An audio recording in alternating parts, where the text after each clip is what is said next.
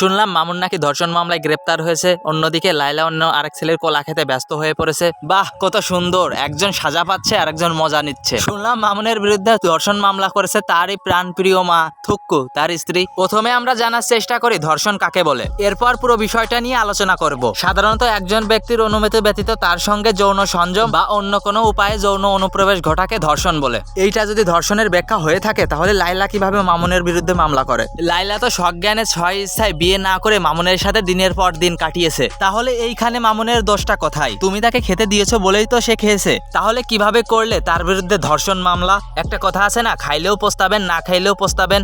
মামুনের হয়েছে ঠিক সেই দশা। না খেয়ে পস্তানোর চেয়ে খেয়ে পস্তানোই ভালো। তুমি তাকে খাওয়ার সুযোগ দিয়েছো বলেই সে খেয়েছে। তুমি যদি সুযোগ না দিতে, তাহলে কি সে খেতে পারতো? আমার ভাই একটাই কথা, মধু যদি কেউ ফ্রিতে পায়, তাহলে কি কেউ কিনে খায়? বুঝলে বুঝপাতা, না বুঝলে মধু যদি খোলা থাকে, পিঁপড়া সেখানে এমনি যাবে। ব্যাপারটা এমন হলো যে খুলে রেখেছে তার কোনো দোষ না, যে খেয়েছে তারই সব দোষ। সব দিক থেকে বিবেচনা করে মামুনের জন্য আমার খারাপই লাগছে।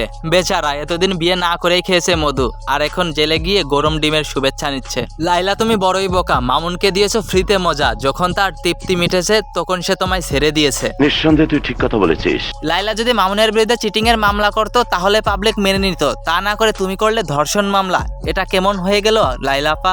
এবার আমরা আসল কারণটা জানার চেষ্টা করি, কি কারণে লাইলা মামুনের বিরুদ্ধে মামলা করলো।